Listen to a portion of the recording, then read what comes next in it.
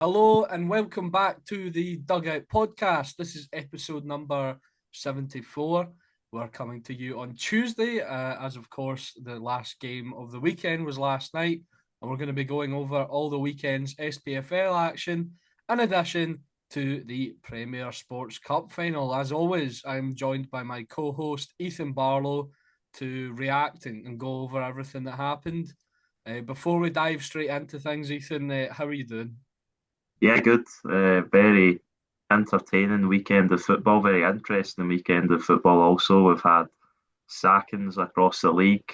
Sackings maybe on the horizon, and obviously St Mirren lifting the cup. So yeah, it was very entertaining. We've got a lot to get through, I think, today. Yeah, absolutely. And we'll start at Hampden. St Mirren 3, Celtic 1.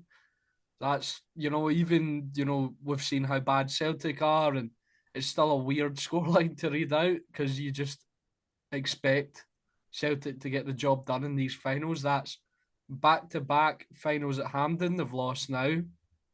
Um, Two different managers, of course, two different styles and formations.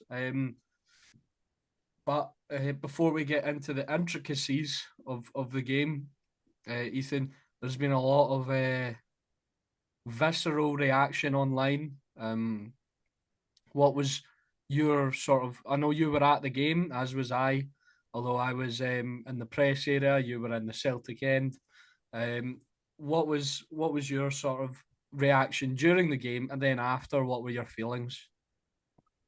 Uh, I don't know. I feel like I'm a lot less maybe reactionary than a lot of I would say people at the minute. I think some people calling for Wilfred Nancy's head. I understand it. You come in and you lose your first three games, three of massive importance at that, and I think people, like I said on the sort of preview we done the other day, that people were willing to let the defeats against Hearts and Roma go, but he had to win this match at Hampden, a cup on the line, League Cup on the line against a St Mirren team which haven't been world beaters in the league this season. They've definitely shown that they're still obviously a very good team under Stephen Robinson, and we'll get on to their praises, I think, as we have to do because they were absolutely excellent. But Celtic were more of the same. They didn't perform at a good enough level for enough of the match, and despite like I seen in the other two games, I seen promising moments from Celtic. Some of the I think the best Celtic have played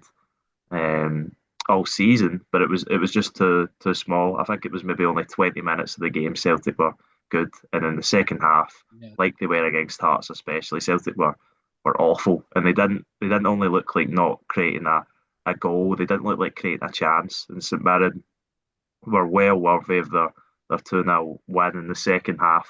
And it could have been a lot more for St Mirren. They looked like they were going to score every time they came forward. Celtic looked like they didn't believe they could win. Some of the managers' tweaks and tactical switches were very interesting.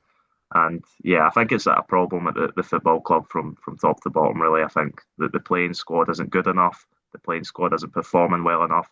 The manager isn't getting the best out of the players. And I think it's really interesting development because obviously Celtic have dominated Scottish football for a while now, and it could be a change on the cards. Yeah, absolutely. I mean, it's it's really poor losing your opening three games. A stat that my dad actually told me that I now think is doing the rounds. Wilfred Nancy has lost more domestic games than Russell Martin did. Obviously the Russell Martin era was awful at Rangers, but he did only lose once in that period in domestic football. A lot of draws in there. So yeah, not Well, great. What'd I you say? think a more sorry, just to jump in. I think that's obviously a very crazy stat to think about when you think about how long Russell Martin was actually at Rangers. A lot longer than I think many people, especially Rangers fans, wanted. With especially with how ugly it got come the end, and I fear that we're going to be on the same sort of story with Wilfred Nancy because I think it's so difficult to turn it around now, especially. And I'm not saying that I don't want them to turn it around. Like the Russell Martin situation, I thought it got very ugly and sometimes too personal, and I know that can happen, especially with some of the way football goes on in this country. But I think I want them to succeed, but I can't see it happening. I think the fans are disconnected now from the manager as they were with the board before. I think they're growing disconnected with the players on the pitch, and I just don't see it being successful for him.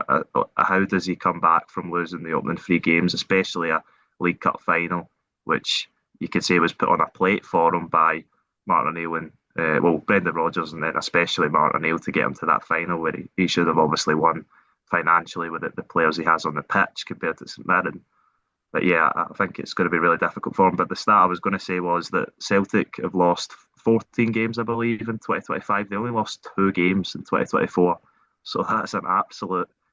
Wow. I know we use this word a lot on here, but that's a chasm. That's a 7 point, well, a 7 times multiplier in defeats from year to year, which probably shows the regression that Celtic have been on under multiple managers and multiple players. I would say mostly the same group, obviously, but some key players have left, and I think Celtic fans will say that they've not been replaced, and that's maybe one of the roots of the problem as to why they're having a very unsuccessful season thus far. Yeah, absolutely. I think that the quality of the players is lacking. I think some of the, you know, heroes of the past have dropped off in quality massively, and this, it's been going on for a while now, and with this player in particular, and he's not been terrible, but he's just kind of been a ghost for a while, in my opinion. And this is Callum McGregor, Ethan. You used every single game, you used to be able to look and see the impact Callum McGregor had on the pitch, and maybe even a good amount of last season.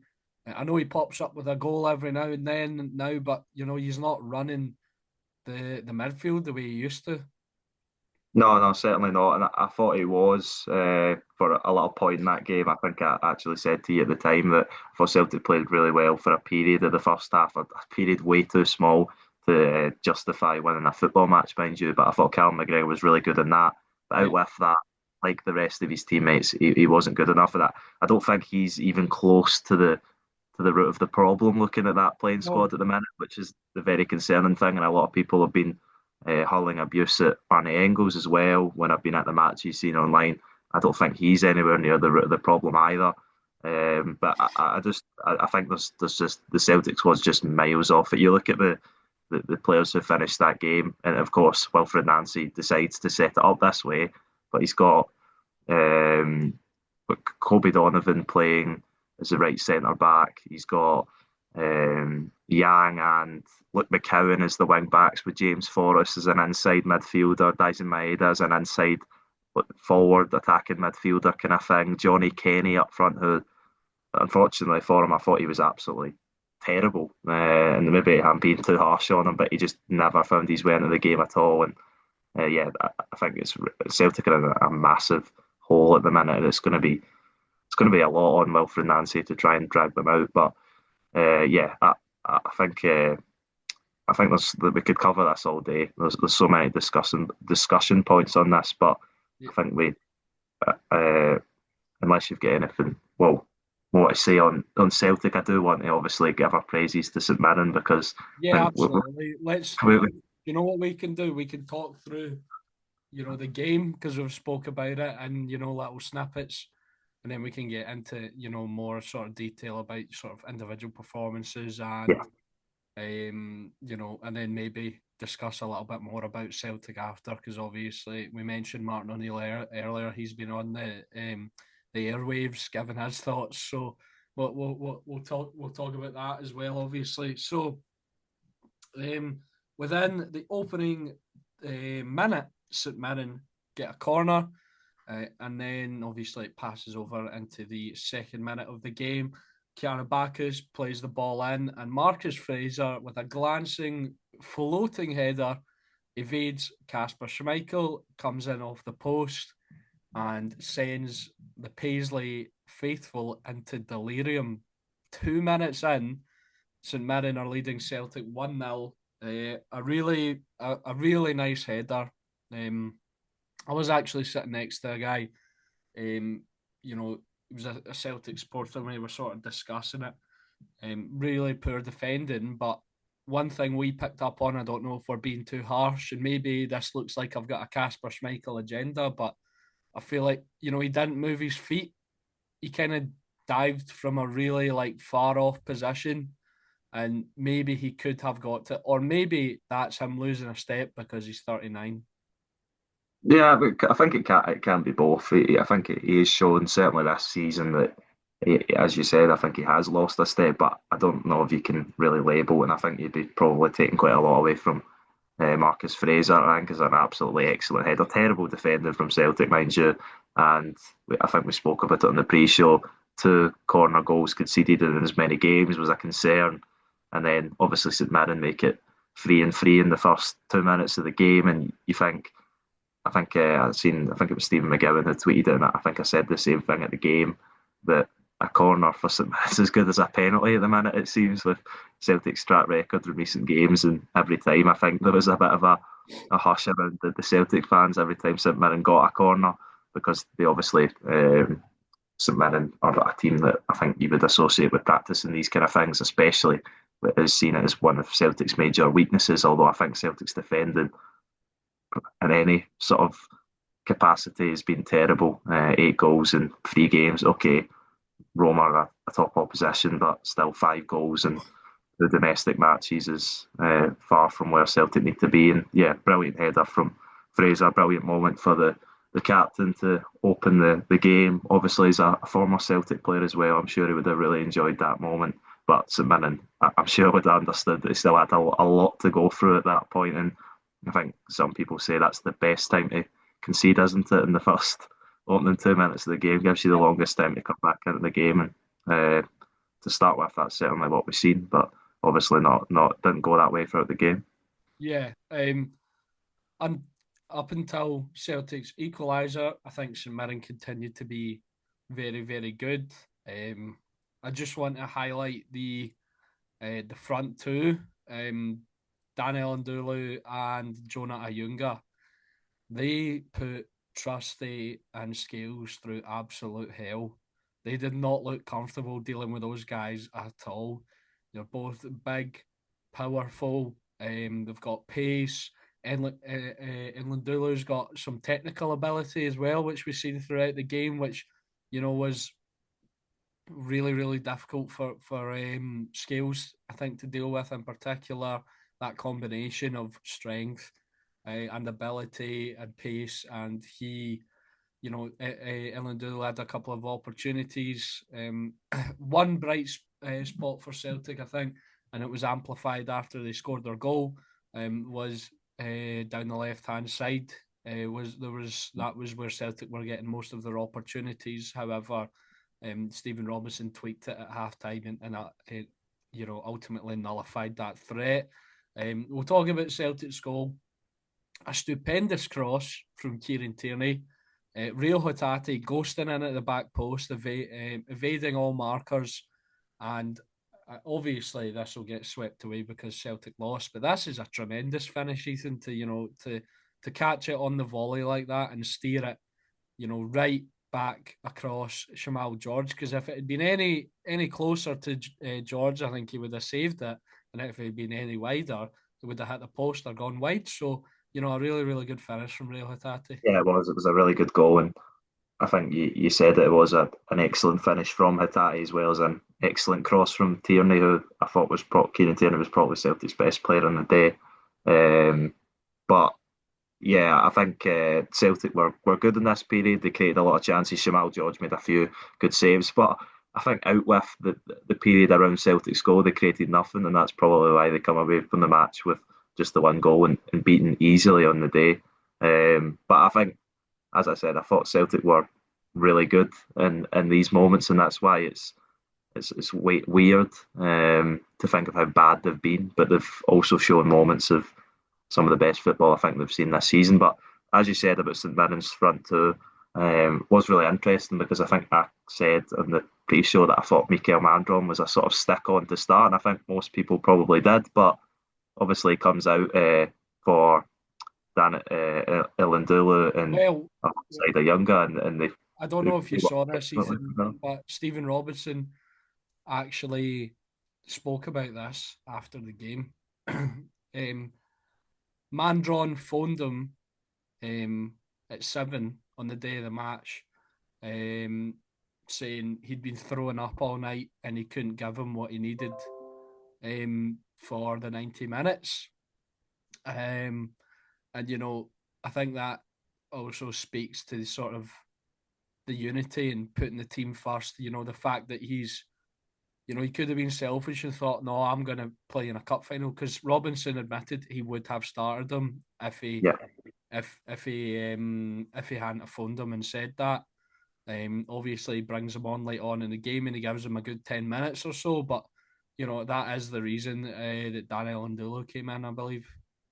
yeah. Well, I missed that, but no, that's really interesting. It shows how much I think respect Stephen Robinson probably commands from his players. That his players are willing to be honest and not fight for the headlines between themselves. And it was a real team. And we spoke about it. I think it was the title of our video.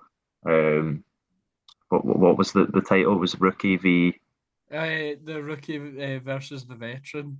Yeah, and it really was that within the teams as well. St Mirren um, obviously played with each other for a while now. They know what they're doing. They know their style down to a T. Celtic, the complete opposite, and I think you've seen that. And no, that's a really brilliant story from Mandron, and I'm sure when he thinks about it, he won't care too much that No. the players that came in for his place really contributed and made it difficult for Celtic. And it was something really interesting I picked up on in the first half was that Celtic were pressing up. Liam Scales was almost, well, in the second half as well, Liam Scales was almost playing as like a left wing back, despite being left centre back next to Tierney. And um, Trusty and Ralston, sorry, was pushing up, but St Mirren left somebody on the halfway line, so Celtic had to leave Trusty back, and it was a weird man for man battle at the back. As Celtic tried to squeeze the game, but they couldn't get that second goal, and St Mirren held on and then Yeah. found themselves even more comfortable towards the end of the first half. But yeah, and the other point that you made, I completely agree with, that Celtic were so much more dangerous going down the left compared to the right. I think we'll get on to Sebastian Zanetti, but I just think he had another pretty terrible afternoon for Celtic, and I'm still puzzled as to why he played. He started. I think Yang would have been better. I think Yang has been better on the right side as well, and why Zanetti lasted so long, I'm not really sure. But ultimately, you've got to give kudos to St Mirren because they nullified Mohamed at least Kudus. half of Celtic's attacking force, That would and then that would be some signing. well, Mohamed Kudus to St Mirren. oh no, not that big. No, no, but you don't need to give kudos to St Mirren. A really, really good, really, really good. Well, is that not the word? No. It's kudos, not kudos, but uh, we'll we'll keep it going. So it's settled down after Celtic's goal. They had a really good period, like we mentioned, where Ethan, you've maybe been one of the ones, one of the maybe the only Celtic fan over the past few games that have said you've seen glimpses of what's possible. Do you think this was the biggest sample size we've got, even though it was only like 15 minutes? Uh, maybe. I don't know. I don't know. I haven't looked into it that much, but I think the problem is that Celtic Hearts game to start, Celtic were excellent, and then they faded after maybe a 20, 30 minute period in the first half to start the game. Second half, they were terrible. Against Roma, the first half, they were terrible. They still created a lot of good passing movements. I seen a montage of an Arsenal fan comparing Mikel Arteta's coaching style to Wilfred Nancy's and saying whether Arsenal were better coached than Celtic or whether they had better players. It was an absolutely crazy thing to think about, considering how well Arsenal played and Yeah, how well they're well, doing in the Premier League this season. But you've seen what Arsenal fans put online though, so I don't think you could take that yeah, with a pinch of no, salt. No, but the point, I agree with you. But the point was, it was a 5 minute sort of compilation of even Celtic in the first half against Roma, who I thought were really poor, and I think everyone thinks that they still had a decent phases of play. The second half they were a lot better. Could put that down to Roma sitting off the game at 3-0 up, and at the end of the day, if you're going to perform in one half and you're already 3-0 down, then it doesn't really matter. And then I thought after St Mirren got the goal, Celtic had a period, maybe 20 minutes in that first half where I thought they were absolutely excellent. And but at the end of the day, if you're putting in 20-minute, 30-minute periods in a game, it's just not. It's never going to be enough. That's why I think maybe there is potential for Wilfred Nancy, but I just think with the way the results have been, I just can't see him turning it round because I think the player, I think he's possibly lost the dressing room. I don't think the players really understand what he's trying to do, Well, even though. there was rumors of like an argument between him and McGregor after the game, wasn't there? Like a full on like screaming match. Yeah, there's been lots of rumours. I think you need to always take these things with a pinch of salt, and yeah, you get these WhatsApp rumours. I seen one the other day as well, but no, I think we'll see. Really, well, it's hard to say that now, but I think we'll see how much these players are really fighting for him come tomorrow night when obviously they head to Tannadice. And I think if he doesn't win the next two games, I struggle to see. Well, maybe if he wins one of the next two games, then he'll get the chance. But if he doesn't win any of the next two games, I think he could be gone after 5 matches. And yeah, it's a crazy world we live in football. But Yeah. ultimately, I think for a Celtic board, which have been accused of penny pinching in the past, I find it difficult that they're going to go and back this guy in the January transfer window. And I think it goes back to the point of that you can say what you want about whether he's implemented his style at the right time, but when you've got a January transfer window coming up and you're playing a completely new style, you need to see what players fit the style and what players don't. And I think that's why obviously he has changed the style. The players haven't adapted to it well enough, and that obviously falls on him. He's the manager. So yeah, I think everybody at Celtic's got to take responsibility, as I've said before. But yeah, I think it's a long, long way back for Wilfred Nancy. And as we see in modern day football, players usually have the final say when it comes to these kind of matters. Yeah, absolutely. If the players aren't playing for the manager, then it's usually a one way ticket. Unfortunately, we'll move on to St Mirren's second goal. By the way, in the whole second half, St Mirren were excellent as well. I just Yeah, want to say that. yeah, they were. Despite how poor Celtic were, St Mirren defended everything, and they, when they broke forward, they were very very good. They had a clear game plan, and it worked to a T. And then St Mirren putting the pressure on a very, I think, a hopeful ball from I think it was Alex Gogic into the Celtic box. Kasper Schmeichel in no man's land. Horror season, by the way. And Jonah Ayunga is there after to nod it home. And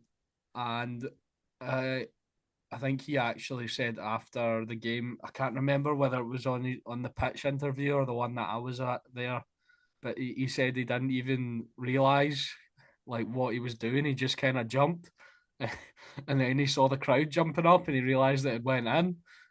So it wasn't really like too much like technical ability from him, but Schmeichel really made it easy for him, didn't he?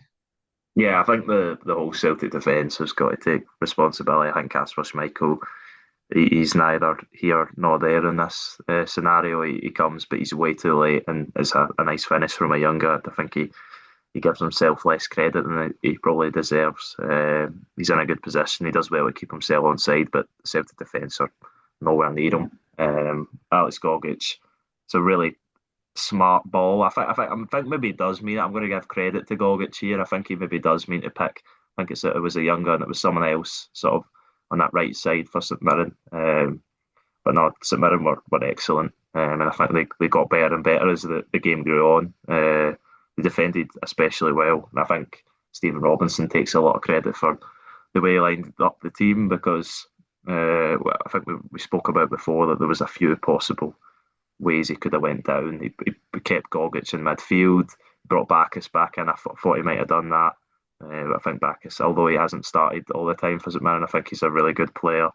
Obviously played at a really high level as well for Australia internationally. So yeah, I think all credit to St Mirren again and Stephen Robinson and these players because they carried out the game plan to a T and probably deserved to win the match by more. Certainly with how the second half went, but no, a really a good goal from St Mirren, I thought.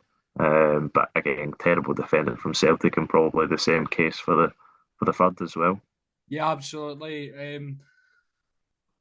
Say for St Mirren's third goal, Celtic were pressing at the back, pressing St Mirren at the back. Miguel Freckleton lifts it over to Declan John. The Celtic defence is in absolute disarray. They cut open by one ball. Declan John's in behind. He's not quite got the pace to beat the defenders. You maybe think he's going to try and hit it because he is left-footed. We've seen him score some good goals before, but he has the composure to cut back, find a wide open Jonah Ayunga, who slots it home and off Casper Schmeichel, so he was probably a bit of a sigh of relief for Ayunga there, but he slots it home for his second, sealing the deal for St Mirren. By the way, I just want to say the St Mirren fans were really, really good, despite having, I don't know, a third of the stadium, not even maybe. Yeah, I think a third was right. I think it was around 13,000 they had, maybe just more than that. So about a third of the stadium. Yeah, yeah, So that's right. No, less than a third of the stadium, less just than less than a third of the stadium. so, but yeah, they were absolutely amazing. They went mental, and that is when bums started leaving seats in the Celtic end because I guess at 2-1, even though you're playing horribly, you think there's still an opportunity to take it to extra time or anything could happen. But when you're 3-1 down and you're playing that poorly and the players just look dejected, the fans gave up as well. And yeah, that sealed the deal for St Mirren, Premier Sports Cup winners 2025. But Ethan, just on this goal, some nice play from St Mirren, a good pass from Freckleton, really composed play from Declan John, but the Celtic defence again. Yeah, I don't really know how Declan John managed to make that run without any Celtic player near him. And as you said, I think it was Kobe Donovan and Austin Trusty that managed to catch him up as Declan John literally ran himself into the ground. He came off right as after he made the run, but he had made the contribution which secured the win for St Mirren. Ayunga does well to get up there, but as you said, no one on him. Casper Schmeichel nearly saves it, but Ayunga does well. He's in the right position and gets the goal. And as you said, that secured it for St Mirren.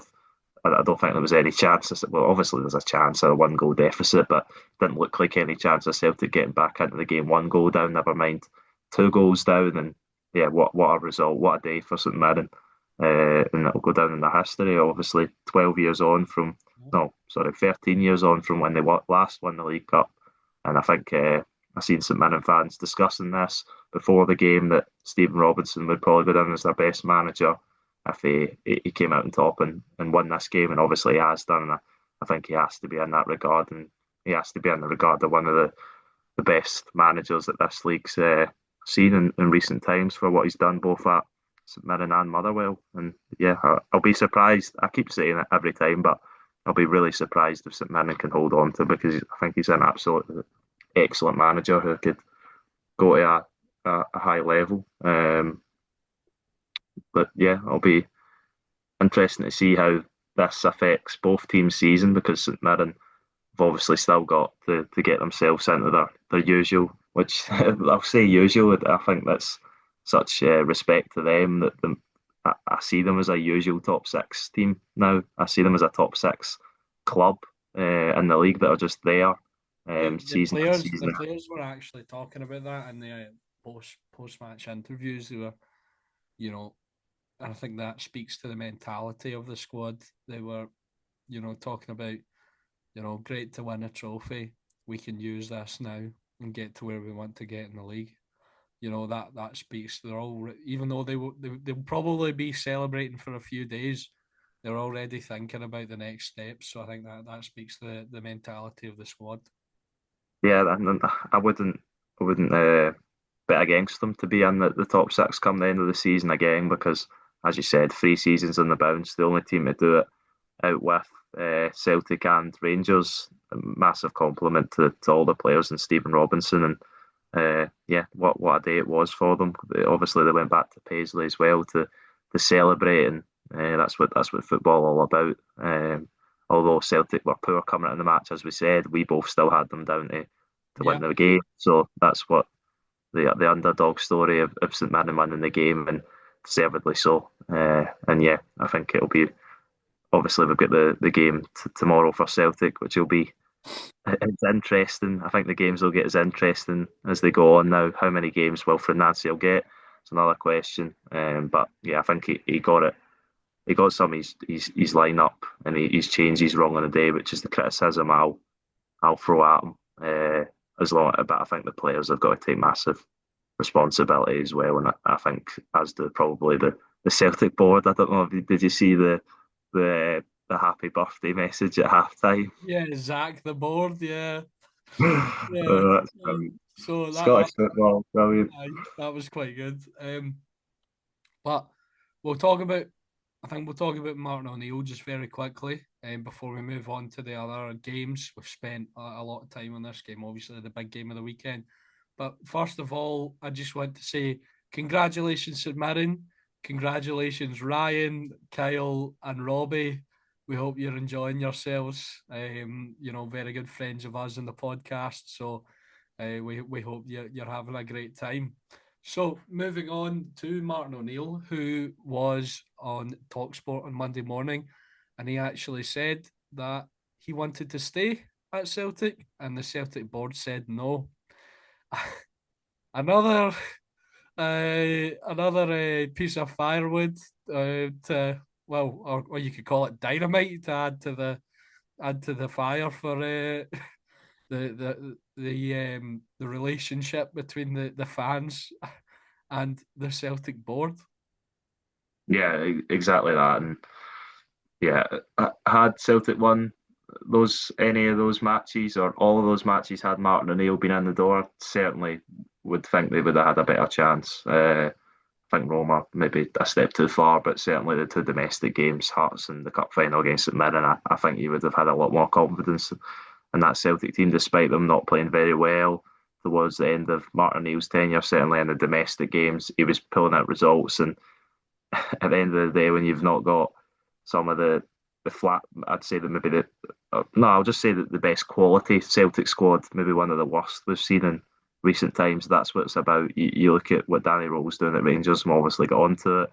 We spoke about how poorly Rangers recruitment was in the summer, but he's turning out results in the league.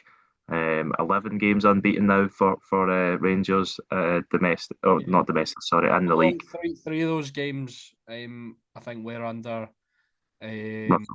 under Russell Martin. So if he got the unbeaten run kicked off, give him some credit. Yeah, but I think, yeah, I agree. But you understand the point. He's doing what he can with the players in front of him, and I think that's what Wilfred Nancy's not doing. And I think that's what Martin O'Neill was doing, and maybe would have done that, carry that through. But I think if you were going to, people saying, "Oh, give Martin O'Neill until after the final and stuff like that," but I think I made the point already. You need to give Wilfred Nancy time to come in, especially when you know the style of football he wants to play. He needs to realise you can look at players' profile and go, well, he can play in my system, but until you really see them play in it, you don't really know. So I think you've got to give him a month to come in, play games, play players in positions that they haven't played before, see if they're up to the challenge, then go and buy players in January. What they could have done is they could have given Martin O'Neill the job until the summer, but it's a long sort of portion of the season to sort of write off and say, right, we'll give this to Martin and then we'll think again in the summer. But how it's happened over the last week, that seems like it was maybe the best approach now. Yeah, yeah, it does seem that way. Because I just feel like Martin O'Neill, it wouldn't have been pretty, but I feel like he would have found a way to get over the line, in the league, in the League Cup, maybe even in the Scottish Cup, because he is a winning manager, especially at Celtic, and um, you know, Wilfred Nancy, has done well in the MLS. However, we've seen players. I can't think of any managers, but we've seen players come over from the MLS and be absolutely rubbish. A lot of them for Rangers in recent years. So um, maybe there's a gap in quality there, and I feel like O'Neill coming up against, Derek McInnes, who is a very good manager, but however, I would still say Celtic have the resources where they should be beating Hearts in a title race, and a Rangers side in recovery with a very young manager. So, I feel like O'Neill probably could have gotten over the line.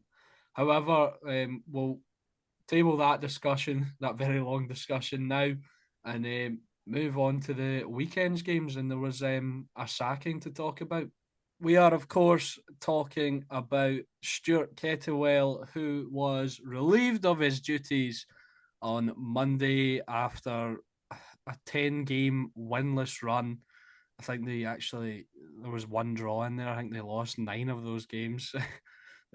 Unfortunately, Kilmarnock well and truly mired in a relegation battle, and they did lose 2-1 to Aberdeen on Sunday. And yeah, this is terrible, really, really terrible. But first, before we dive into things, our producer and fellow co-host Laurie Finlayson recorded a little video with his thoughts, which we'll insert here. Stuart Kettlewell is gone. He is Kilmarnock manager no more. His 6-month reign is over. And of course, his assistant manager Stephen Frail has walked out with him. So, what's next for Kilmarnock with Falkirk coming up on Saturday at Rugby Park?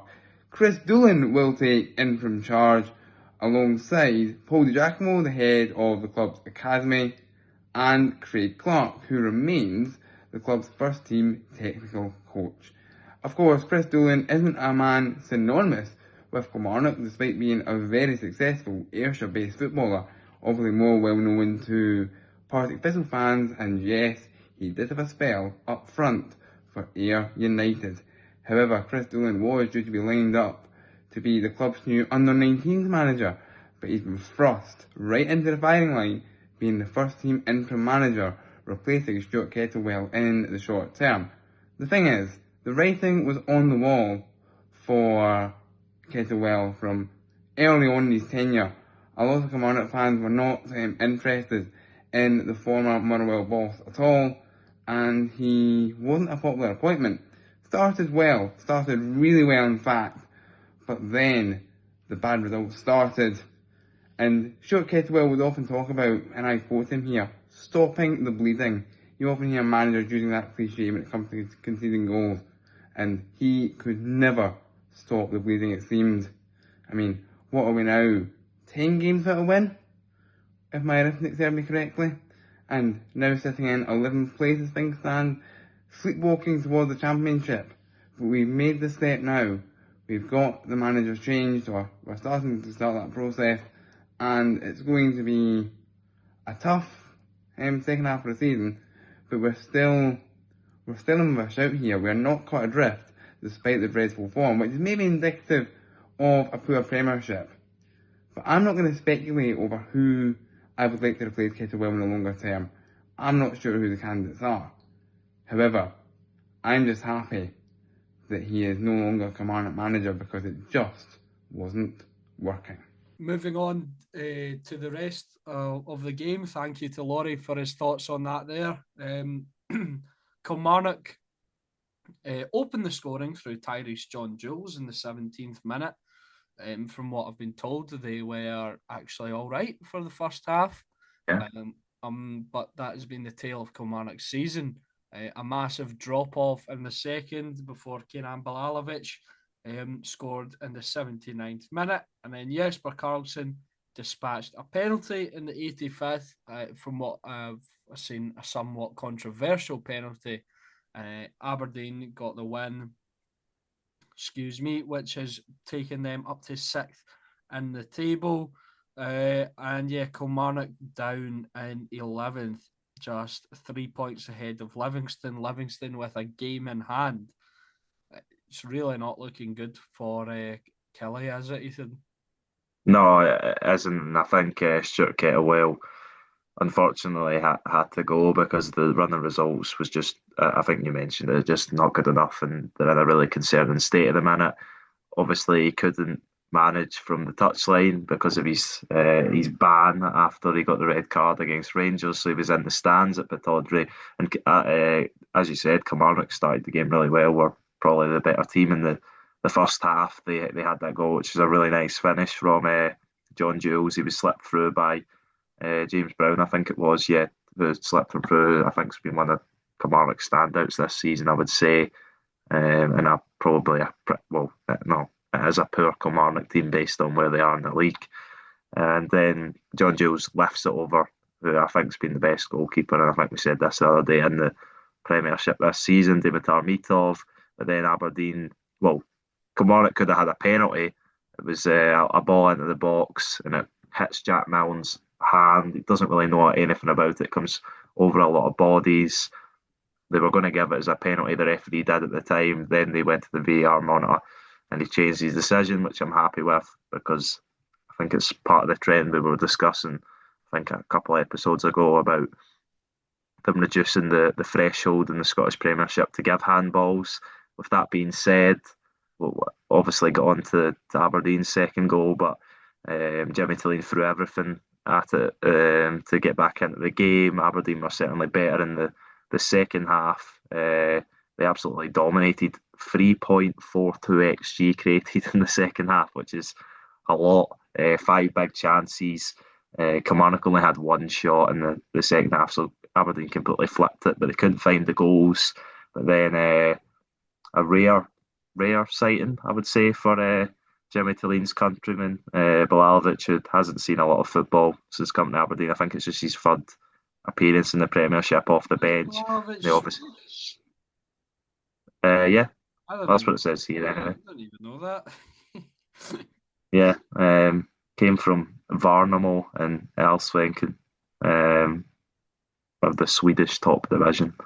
Yeah, he got the goal, which nice finish. Kevin Nisbet done well for it, and then they get the penalty, which I think, fair to say, is controversial. It's really harsh on Brad Lyons. It's headed off him from about a yard away, but his arm is kind of outstretched. Well, is outstretched, I would say, but is really harsh on Kilmarnock. And then it's the other countryman, Jesper Karlsson, who steps up, and it's a great penalty. Toby Olawayemi was obviously giving him a earful as he was taking it, because Karlsson sort of took the mick out of him after he slotted it in the corner. So yeah, Aberdeen continuing on their really good run at the minute. They seem like they're a really difficult force to stop. Obviously, Kilmarnock started the game well, but Aberdeen absolutely dominate the second half, and ultimately leads to the sacking of Stuart Kettlewell. And who the next Kilmarnock manager will be, we are not yet sure. I think it's Chris Doolan who's taken interim charge, isn't it? But yeah, obviously on the search, who was initially, I think he was brought in to take over the under-19s, but now he is the interim charge of Kilmarnock. Hopefully he can just get some results going for them. That's what they need. They need stability, because it's been a really, really poor season for Kilmarnock. My apologies. Yeah, and an interesting. Oh, sorry, I was just going to say an interesting point is obviously with how Ross County's season's going. Was it 6-0 they get beat off Raith Rovers at the weekend, and obviously Tony Docherty was relieved of his duties, former assistant to Derek McInnes. So, and obviously the other way around, Stuart Kettlewell former Ross County manager. So I was wondering whether there might be a swap on the cards there, but no, I don't think there will be. I think they'll probably both go down different routes, but you never know. The situation's opened itself up to that being a Can you possibility. imagine the backlash though if they bring in Tony Docherty, who's oversaw Ross County, getting even worse after Don Cowie and they're bottom of the championship? Can you imagine that? Yeah, but I think we need to say, like, with managers, there's always context behind everything, and yeah, what you said is completely right. That's an objective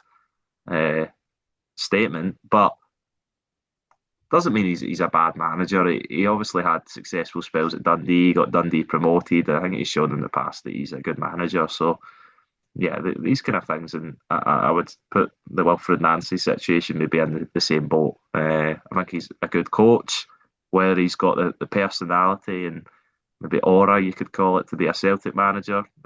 It's something I think we've seen maybe he doesn't. But you just said aura.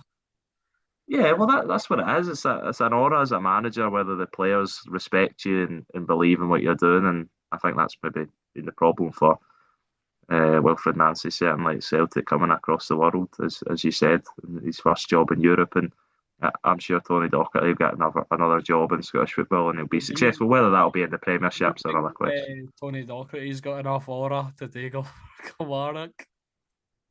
I think quite possibly. Although I don't know if the Kilmarnock fans. I don't know if the Kilmarnock fans. I don't think the Kilmarnock really suit his style of play. I haven't watched. I can't say I've watched almost any Ross County this season, but based off what I've seen from his Dundee team last season, I don't know if Kilmarnock have got that in the locker. But no, you never know. Don't think they have the players to do that, unfortunately. But yeah, Kilmarnock in a real state. Aberdeen, positive for them, like I said, into the top six after their disaster start. They stuck it out with Jimmy Tilleen, and it seems to have come to fruition for them. Moving on to Dundee United and Motherwell, a 0-0 draw. Motherwell seem to be, this seems to be the story of their season. They'll either win convincingly or they'll get a 0-0 draw. They seem to have shored up defensively, but this game they had more shots, but not much more expected goals, more possession. Maybe they were the deserved winners. However, a decent point for Dundee United, and a decent, I guess you could say, a decent point for Motherwell as well. They were maybe disappointed they didn't get the win, but I don't really have much. There's not much you can say on a 0-0, is there? No, there's really not, and I think it's becoming a trend with Motherwell, and maybe it has been a trend for the whole season. Remember, they started the Premiership campaign, was it 6 draws they started with? They've got the most in the Scottish Premiership. Dundee United joint second with Russell Martin's weird run when he was Rangers manager. Obviously, as we mentioned, they avoided defeat on most occasions, but a lot of draws he picked up in there. So yeah, maybe you could have said you could have seen a draw coming with these two teams being top of that chart. But yeah, I think both of these teams are in an all right place at the minute. I think Dundee United need a win. I will say that, and maybe they will get it tomorrow based on how Celtic are playing. For Motherwell, they're still going along at a decent pace. Obviously, Aberdeen look like, with how much momentum they're carrying and having a game in hand and being just 3 points behind Jensberg for Alaska's team, that they could overtake them. But I think Motherwell will be happy that they're still well in the conversation, 6 points ahead of Falkirk, and well still inside that the top 6 positions for Dundee United. I think it would be a massive turnaround needed for Jim Goodwin and his players to be in those sort of conversations. But not a bad point for each team. But as I said, I think Dundee United are in desperate need of a win. Yeah, absolutely. Moving on to two teams who looked like they'll be fighting it out with themselves and Kilmarnock this season. Livingston drew 2 each with Dundee. I'll forever call it the spaghetti had. Jan Danda opened the scoring, getting off the mark before Cameron Congreve doubled Dundee's lead, making it 2-0 within 18 minutes. However, the job wasn't done for Livingston. Jeremy Bokala brought it back to 2-1 in the 64th minute before Tete Yengi. I think I'm comfortable saying the better of the two Yengies. Cassini's already looking for a way out of Aberdeen. I read in a report recently. So, yeah, made it 2 each. And then Ryan McGowan was sent off in the 96th minute. But I didn't see this game. But looking at the statistics, obviously the stats don't tell the whole story. But it looks like Livingston were maybe the better side, and I think that's been the case this season. I think for Livingston a few times, but their defensive fragility is really is something that has done them. They managed to come back into the game, obviously, but maybe they would be disappointed they didn't come away with all 3 points.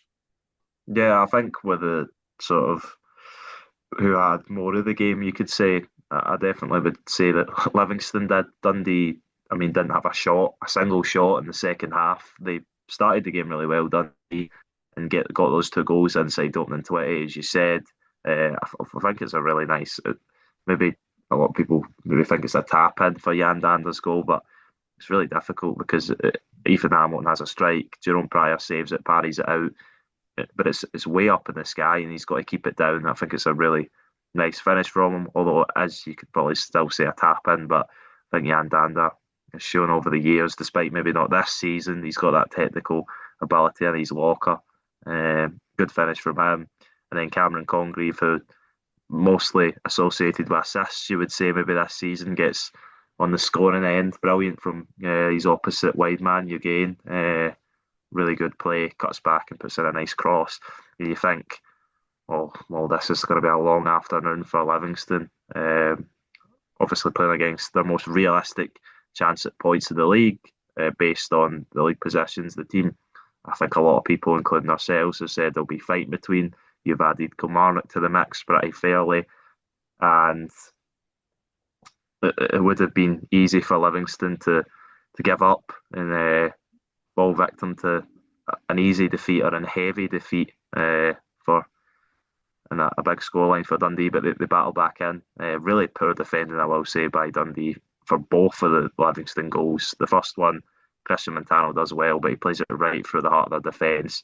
Jeremy McKeah bodies Billy Cometio off of it, and it's a really nice finish from him, who's got now 5 goals in the Scottish Premiership for Livingston, so he's been a decent pick-up. And then, as you said, Tete Yengi scores not right at the death, but with 5 minutes left after a Macaulay Tate cross, which was terribly defended again by Billy Cometio, and goes through the legs of John McCracken, and then Ryan McGowan. Possibly a harsh red card, because I think Emil Aqua was maybe had a hold his shut before he brings him down, but you take that incident away from it. Emil Aqua's running through a goal and he brings him down, so I can see why he's got a straight red there, and he'll be a big miss for them in the upcoming games. But I still think these 2 teams are everybody's favourites to be in the bottom 2. You can maybe include Kilmarnock in that, but I think they should have enough. I'm still looking at these 2 teams as the weakest. If Kilmarnock manage to get the right manager in, I think they'll be fine. I think these 2, based on squad quality, are the weakest teams in the division. But an entertaining match there. By the way, I just saw Jan Dander's goal there, Ethan. Definitely not a tap in to hit it on that, in the air like that and keep it while moving and keep it down, keep it on target. It's a nice finish from him. Made easier by the fact the goalkeeper's scrambling, obviously, but a very nice finish. It's not as if he's, it's deflected right out to him and he's just tapped in at the back post. I think we'll need to see more of that from Jan Dander as well. I think the Dundee fans will certainly say that we've not seen enough of that from him. We've not seen enough of that Jan Dander since he made the move to to Hearts from Ross County initially, and he's always someone that I used to be. I look forward to watching when he played for Ross County, but it's not really been the case since he left there, and hopefully, from a neutral standpoint, he can get back to those sort of levels. Yeah, absolutely. Moving on to Falkirk versus Hearts. Hearts won 2-0. Falkirk, aside everyone was talking up, are now winless in their last four very difficult games. But it's when runs like these begin, it becomes dangerous. So their next game is against Kilmarnock on Saturday. So hopefully, for them, they'll be hoping to, get back to winning ways. Kilmarnock will be hoping the new manager bounce will come in, or the interim manager bounce, that providing they haven't brought anyone in by Friday evening or Saturday. You know what I'm trying to say. Yeah. So Hearts back to winning ways after their win over Celtic, and now they got a 2-0 win over Falkirk. Claudio Braga with the opening goal. He looks like he's back on form. Before the Celtic game, it was his longest dry spell, 5 games without a goal. He's now scored 2 in his last 2. And then that was in the second minute. And then all the way up to the 77th minute, Stephen Kingsley made it 2-0. Hearts with a win, going, solidifying themselves 6 points clear of Celtic at the top of the table. However, Celtic do have 2 games in hand to play on them, but a very, very positive result for Hearts here, and they just need to keep going. Yeah, and I think a lot of people, including myself, laid the challenge down to Hearts to go and win again after Celtic winning at Celtic Park and not make it just obviously it's not a one-off thing, but in terms of the fact that the form's been dropped off recently before the Celtic game, then they need to carry that on now. They need to take the confidence from that game and go on another win and run, and that's exactly what they've done. Going to Falkirk, not an easy place to go, not an easy team to play, as we've seen this season. As you mentioned, no wins in the last 4, but opponents have been all teams inside that top 6 positions, or just outside in Falkirk's case. But Hearts were off to a really good start with the Braga goal. Really unfortunate, I will say, for Falkirk. I think it's great play from Hearts. Shankland, powerful shot. Scott Bain sort of parries it onto the bar, and then it just falls perfectly for Braga. He's on his toes, he's sharp, he's in there, and he was never going to miss that chance. And then an excellent finish from Stephen Kingsley. Maybe you could say Scott Bain should do better. He's near post, but I think he just gets too much on it. So much power from strike outside the box, and yeah, great win for Hearts. I think I've highlighted a couple of times this season is quite dodgy. He's near post. Yeah, I think it would be harsh. I think it's a great strike from Stephen Kingsley. He gets a lot behind it, but maybe you could say Scott Bain should do better. But I think Scott Bain, I'd say he's had a decent season at Falkirk. I don't think he's been spectacular by any means, but I think he's been really solid and brings the experience to the back line that they maybe lack across the rest of the team, considering a lot of their players are all the way from League One and the Championship last season. But if Hearts can make it a regular thing, winning games in the Scottish Premiership like they did to start the season, then it'll be very difficult for anyone else to catch them. And obviously, we've got a very big fixture coming up between Hearts and Rangers at Tynecastle, which I think at the minute could go either way. It'll be a really interesting game to watch. And I think it'll be a case of Rangers trying to contain Hearts. Because they've not this Rangers side aren't going to run over the top of anyone, as we'll discuss in the Hibs game. But I think it will be a case of if Rangers can contain Hearts and maybe grab a goal, But I think it will be interesting to see. I think I'm actually working during that fixture, so I won't be I won't be able to sit and bite my nails through it. But yeah, I'm hoping Rangers get the win, but I think it will be very, very tight. Yeah, I see the game the same way. I don't expect Rangers to rock up and win by probably any more than a 1 goal margin. Maybe I'll be surprised, and I've been very wrong in the past, as I think everyone has. But yeah, how much of a statement would it be? And we talk about statements. Hearts' league position at this stage in the season is obviously a statement, but to beat Celtic home and away in the league, and then to go and beat Rangers home and away in the league would be massive for any team outside of Celtic and Rangers. And yeah, but I think it would give a lot of people confidence that Hearts really can go all the way this season, because there's a few people still sceptical, and rightfully so, because it's something that we don't see often or ever in Scottish football nowadays. So yeah, I certainly hope that Hearts can keep up the run, because I think it is such a beneficial thing for Scottish football going forward. But whether they can do is another question, and we'll see on Sunday. Sorry, excuse me. Yeah, absolutely. Moving on to Ethan finished his sentence there right in the middle of a yawn from me, so that wasn't great. Moving on to the final fixture of the weekend, SPFL fixture. Well, weekday, you could say Monday night, 7:45 kickoff. I made the mistake of wearing shorts to the game. Freezing. Why are you pulling that face? It's December the 16th today, December the 15th yesterday, and you're wearing shorts to a football match at night. I'm just puzzled by that. I didn't think it would be that cold because it wasn't that cold during the day. Okay, but it gets colder at night, does it not? When you know how the sun that kind Yeah, of but I thought it would be like a mild evening. okay. All right. Anyway,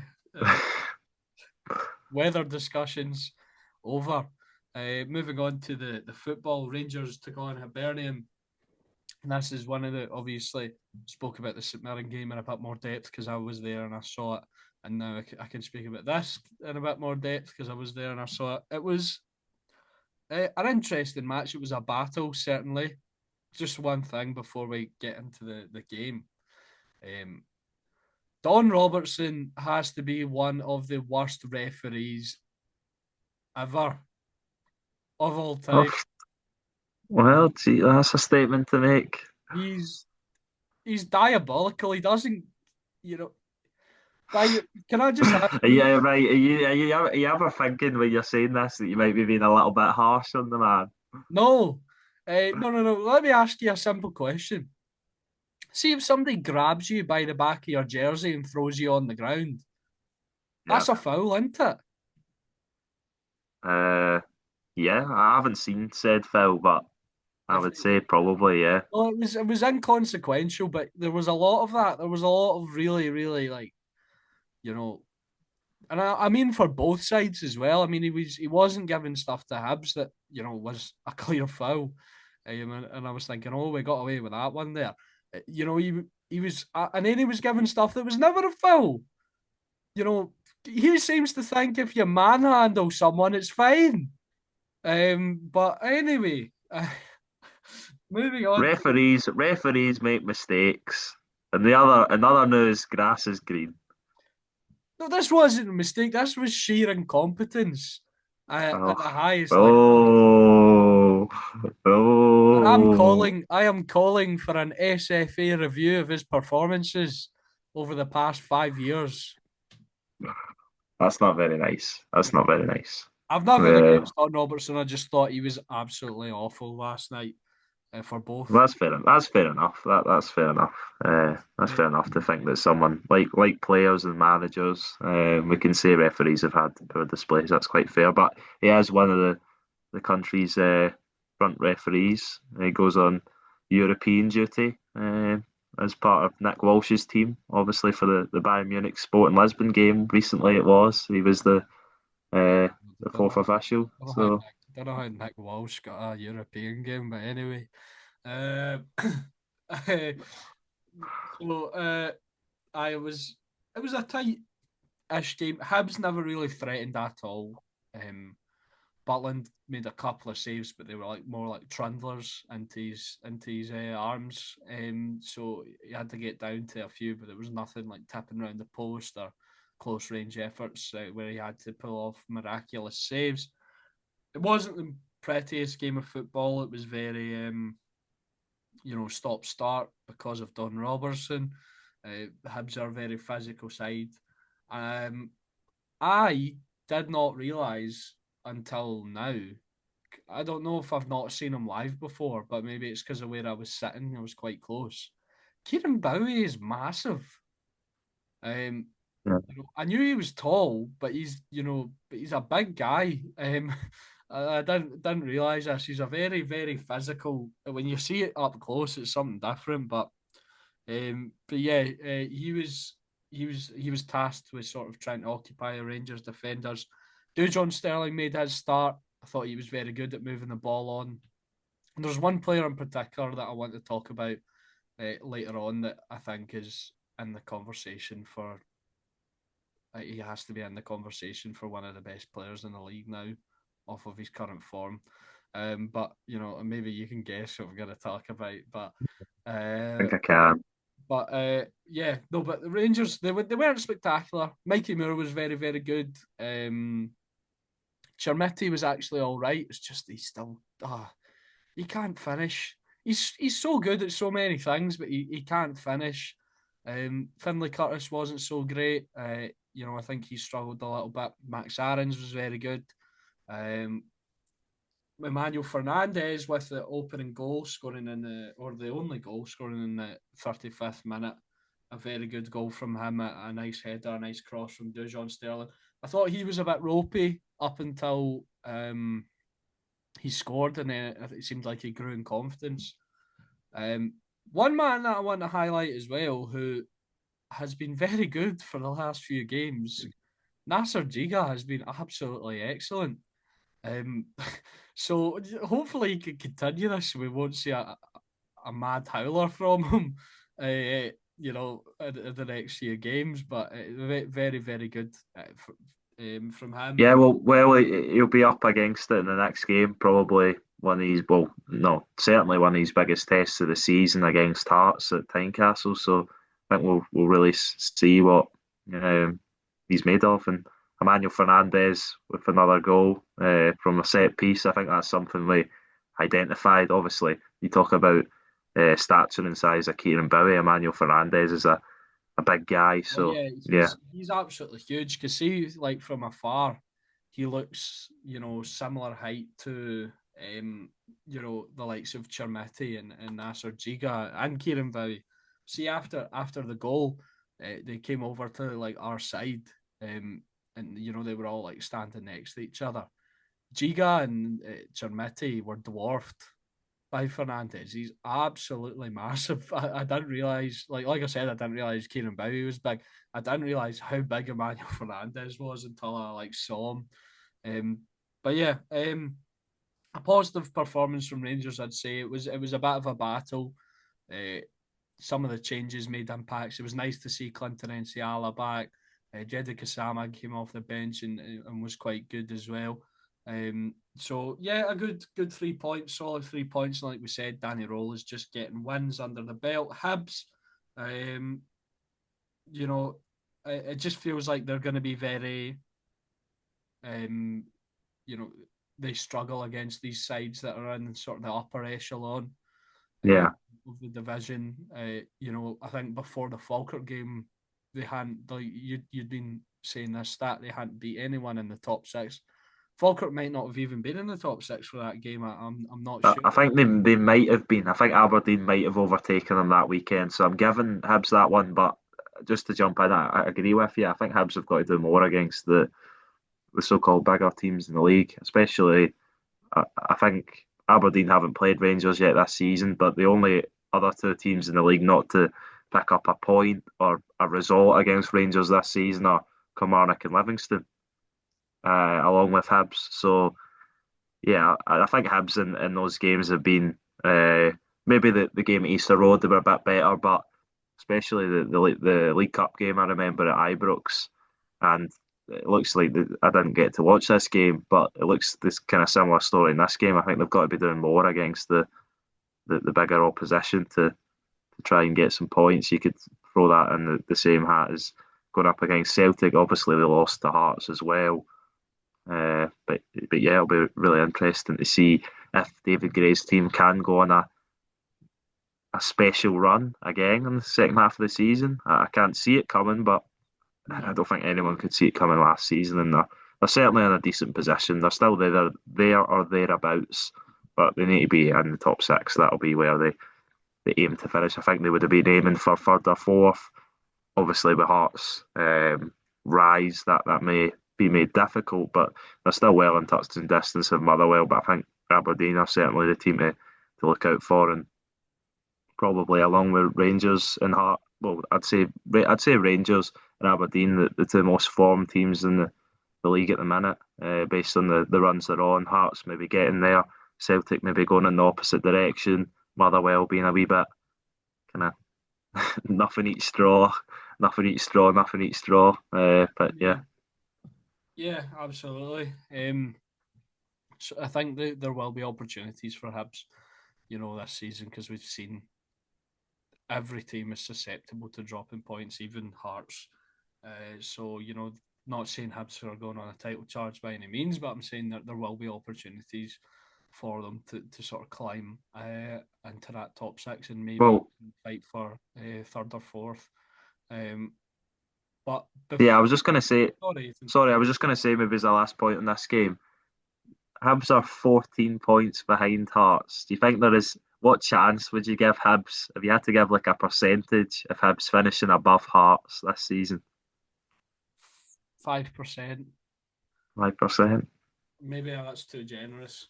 But yeah. No, I expected an answer like that. It was a bit of a stupid question, but just wanted to throw in for a laugh. Before we wrap up, can you guess the player that I wanted to highlight who I think has been absolutely incredible recently? Is he? Does he play in midfield by any chance? Yeah, he does. He does. And he's and he's not Belgian. He's not by Belgian, any chance. Because Conor Barron, is it? The Belgian guy's been an absolute passenger.